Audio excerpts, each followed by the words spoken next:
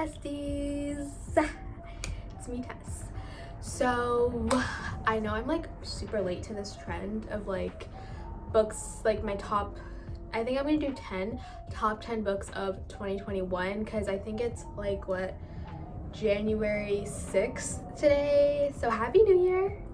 But I was like, I really wanted to film this video because I actually filmed like my 2021 like book stats and like all of that stuff. Like I filmed that like on January 1st, but I just didn't really like the way that the video was like the way the video was like going, because I was just like talking about all the books that I read, but I wasn't really giving a description. I didn't really feel like that was like an interesting video, so I was like, let me just film a 2021 top 10 books that got like my heartstrings going, that I absolutely loved to read. So yeah, that's just what I'm gonna do today for you guys, because I like these type of videos a bit more, but I will be telling you guys like my 2021 stats and all that kind of stuff. But I do prefer these types of videos over just like talking about every single book that you read, because I like to like watch videos where you get like a description of the book so you can see if you like it or not. And I feel like this would be helpful if you guys want to add any of these books to your TBR for 2022. I will also be making a video either about my January TBR or my year-long TBR. Yeah, I think that's all I have to say. Follow me on my Instagram at Margaret_Tess. I would love to have you guys over there. Without further ado, let's just get right on into this video. I'm just gonna give you guys my 2021 stats real quick. So I read 30 books this year and my goal was 20, so I surpassed it by 10, which is amazing. And my goal for next year is to read 50, so crossing our fingers we can get that done. Yeah, that's like kind of detailed, but if you guys want more specific, like the number of pages I read, most popular book, that kind of stuff, I'll probably include that in the description box down below. Just guys can't remember it off the top of my head, but yes. Okay, so I ranked my books from 10 to 1. 10, these are all of my favorite books of the year, but I just ranked them from number 1 being the best book that I read this year, and then 10 being a really good, like just like that way. I'm not gonna say like 10 is like my least favorite book, because these are all my favorite books I read throughout the year of my 30 books. So this is my top 10. I couldn't choose a top 5. So my 10th book of the year was November 9th by Colin Hoover. This was actually one of my most anticipated reads of the last year, and I was really excited to read it because she actually came out with a new cover, which I'm debating if I should go buy the new cover just so I can like start like a collection. I might do that because I feel like I'm gonna start getting into like more of like collecting different like covers of books and stuff, which I'll talk about later on. But this book was absolutely so good. It's a really short read. It was only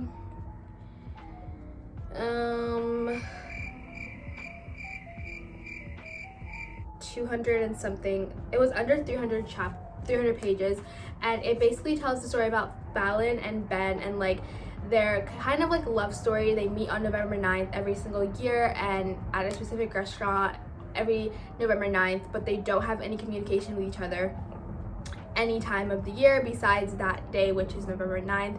And you kind of see them start to fall for each other, and you know, they kind of just start to see that they can't live their lives just seeing each other once a year. They need to be in each other's lives, and you see the sacrifices that they make and things that they go through and the tumultuous things that happen with just like their families and them, and things that happen in their lives. And then there's a really big plot twist at the end, which I did not expect, and you kind of see how November 9th is important for each of them. November 9th is specifically important to each of them, and this book is amazing. I think I gave this like a 4 out of 5 stars. So yes, Colleen killed it with this one. Next is a classic, which is my very first class. Actually, I can't say this is my very first classical book that I read, because I had to take like a literature class freshman year of high school where I read like Shakespeare and like Macbeth and all that. So this is my first, I guess, classical piece that I purchased willingly and wanted to actually read. If you're a Shakespeare Macbeth fan, please do not come for me. It's just not my cup of tea, but if it's yours, girl, keep it going. But this is The Bluest Eye by Toni Morrison, and this is actually such a heartbreaking story. It's basically about this little girl named Piccola, and she aspires to have these beautiful blue eyes because she sees that what society claims is beautiful. And by the way, this was written 1970, so you kind of get to know like the writing style of this because it was written during the 1970s. So there was a lot going on, especially with, you know, there was still a lot of discrimination. You kind of see that writing style within this book, and she basically aspires to have these blue eyes, and she just doesn't see herself as beautiful. And you kind of see her go through life, and like in what state is this in? I don't remember what state this is in, somewhere in the South, I know. And you kind of see her like go through becoming who she is, and just like her issues that she faces with being a person of color in the South. And it's just really heartbreaking, but it's such a beautiful story, and I love Toni Morrison. I'm definitely gonna go pick up another one of her classical pieces. So I'm really happy that this was my first one. It's a really short read. I read this in like one day. It was under 200 pages, so amazing, quick read, beautiful story. I gave this a 4.5 stars. Next is The Vanishing Half by Bennett, and I think I can definitely attribute this book to getting me into reading.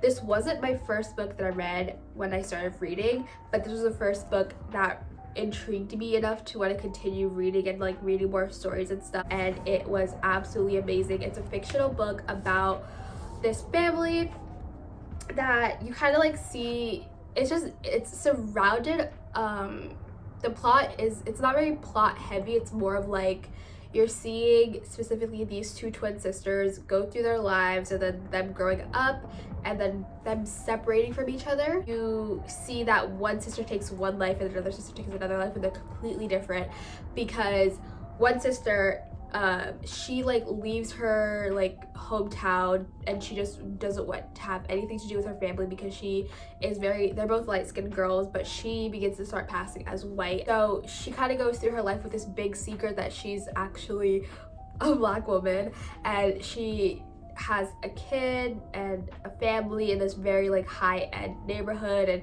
she's just going through her life this way without really like telling her truth, if that makes sense. And then her sister, on the other hand, doesn't know where her sister's gone. She hasn't spoken to her in so long because she doesn't know where she is, because she completely changed her name. I also forgot to mention that. And it's just like a really beautiful story of two sisters that just like drift apart, but they kind of end up connecting at the end, and you kind of see that their children and struggles that their children go, and then their children connecting with each other. And it's just like a very beautiful family story.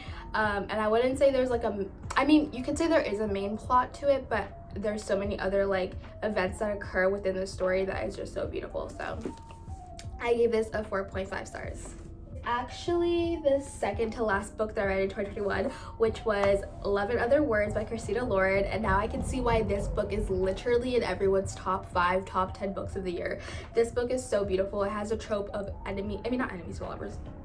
It has a trope of childhood best friends to lovers, and oh my gosh, this book is so beautiful. It's so sweet, it's so like genuine, but also so heartbreaking at times. I wanted to shed a tear, but it was more, I would say this book was more beautiful than anything. One thing I really did hate though was the miscommunication trope in this. It's if you're not a fan of miscommunication, this book, but it's not like the main thing, like the main trope in this book, but there is a hint of miscommunication in here. But it just follows the story of Macy and Elliot. Yeah, Macy and Elliot, they're these two kids who kind of like grow up in the same neighborhood when they're younger, and they both love books and they both love to read, and they always like are together over the summer when they're younger reading books in Macy's house, and you just kind of see them connect on that like level, and them just start to become closer with each other, and then they're like best friends. But Macy does not live in this neighborhood full time. She like goes back and forth because she has school. This is more of like her summer house, so she comes back and forth every summer, but they still stay connected throughout the year, like through text messages, emails, sharing each other's favorite books, stuff like that. And you kind of just see them from when they're younger to their teenage years, and then they kind of like drift apart when they're older for some reason, which you'll find out, and then they connect again when they're older. And it's just like a beautiful story. It was so well rounded. Like every single aspect of this book was better than the next. Like I just loved how this book was paced perfectly. It wasn't rushed, it wasn't like too slow, but it was just paced perfectly. I annotated my favorite sections of this book, and I absolutely loved it. And if you're looking for a really genuine, beautiful romance, this book is it. I gave this a 4.5 stars as well. Next, y'all already knew this book was gonna be in here. Ugly Love by Colin Hoover. I don't know what was going on with my marks. Like this is my very first book I believe that I ever annotated, so you can definitely tell like your girl was not, I don't know if it's just me, but I don't like it when my like tabs are like this out like that. I prefer them to be like hidden from the front and you can like see them on the side type beat, but I'm not going back and fixing that. But this is Ugly Love by Colin Hoover. This book is so good. There is a lot of smut in here, so I would honestly recommend this for 18+. It's a really beautiful story though, of the love story of Miles and Tate. It's enemies to lover, or like brother's best friend, you could say, but I would say it's more like, actually no, I would say it's more brother's best friend than enemies to lover, but it's also like sunshine versus like gloomy, which is all these tropes just work so well in this book together. I just love it so much. And you're just basically seeing them like fall in and out of love with each other, and just like their passion. Like this is what I love most about this book, was the passion that they had for each other. Like no matter what the circumstances were, the passion was just always there, and that's just what kept me going back and forth. And I think I read this in one day. It was 322 pages, so it was a pretty short-ish read, I would say. But this book, there is some ugly love in here. There is a plot twist in here that's very sad, so definitely look up at the trigger warnings before then. But yeah, I gave this 4 stars. Next book, which is actually a poetry book from Ruby Kaur. I love Ruby. She is, I think, my favorite poet of all time. This one is so beautiful. I just love how Ruby could just like tell such a beautiful story through words. Like she just knows how to pinpoint the perfect words. Like there's some pages in here that's like, it's like 5 words, but it says so much. Like it literally just says so much about what she's talking about. And there's different stages in this book from, I'll read them to you.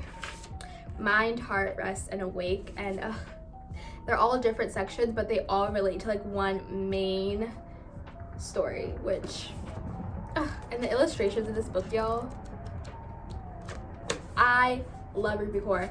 She came out with a hardcover of this book, so like as I was saying with November 9th, I think I'm gonna go pick up that other cover November 9th, and also pick up the other cover of this one because it's like a hardback. I feel like it looks so beautiful just like displayed out on like a desk or something, even though this one's already beautiful in itself. Like I just love the minimalism of it, but the other one is just chef's kiss. So yes, Ruby did it again, and I gave this a 5 star. Like this, she made it to 5 stars. Like this, we all knew this one also gonna be on there too, was Vanishing by Colin Hoover. If you can't already tell, Colin Hoover is I'm gonna say she is my favorite author of 2021. I'm not gonna say was, because I don't know, she's just one of my favorite authors, but she dominated 2021 for me. And every single book, like I attribute my reading growth and my reading experience to Colin Hoover, because she really honestly changed the game for me. Like her books are always hitting, never missing. Like I haven't read a book from her that completely like missed it for me. Like there are some books that I read from her that I was like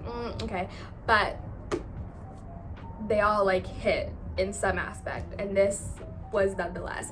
So Vanishing by Colin Hoover is her first thriller, which she killed it. She bodied it. She left no crumbs. I read this in 2 days, I would say, because I started it like late afternoon, but I did not want to read it at night because it's actually scary. Like this book is actually scary. Like it's gonna give you like shivers. Like do not read this at night because it's terrifying. But it's basically about Lowen Ashley, or Lowen, who is a struggling writer, and she gets this invitation from what was her name? Verity Crawford. Verity Crawford, who is this amazing writer, but she's tragically got into an accident and she's no longer able to like finish her book in the series that she's writing. So she hires Lowen to kind of finish this book for her and kind of be like a co-author for her. And she obviously takes a job because she's like, this is amazing, this is like spectacular, like I don't know why she wanted me specifically, like why does she want me?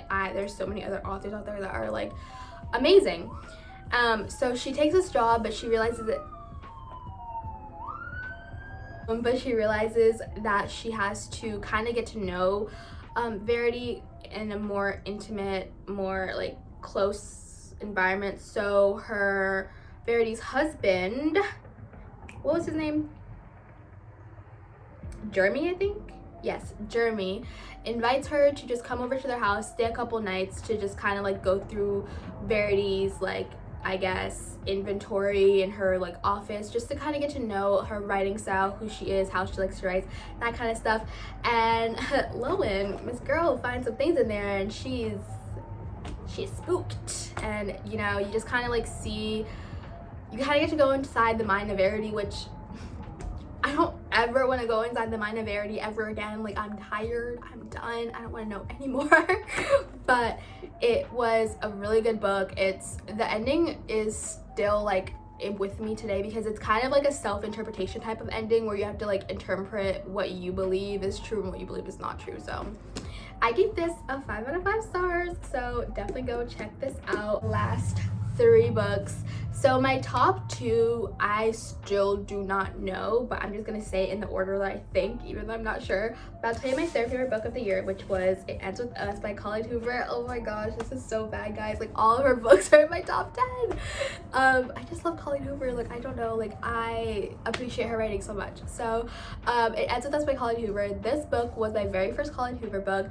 I actually saw it at Barnes & Noble's on like the book talk table, but I had never like seen it on book talk because I wasn't obviously on book talk at the moment because I hadn't been reading that much. But I was like, oh, this sounds like okay, interesting. Like, I didn't really fully grasp what the back was saying, so I was like, all right, the cover is cute, so I'm like, you know what, I might as well read it. So I picked this girl up. Yo, like, this book is heartbreaking but also beautiful. I know I say that about like literally every single book, but this truly is like I don't know how else to say it. It's just a heartbreaking story, but it has a really like come together type of beat at the end, and it basically tells the story of a Lily and Ryle, who he's this like doctor who's like everything that she ever wants in a guy. Like, he's smart, he's intelligent, he's rich, and he's beautiful. So she's like, wow, I really nailed the perfect man. Like, what? This is crazy. Soon becomes to find out that Ryle is not the guy that she really thought he was. And then, boom, pop, Atlas.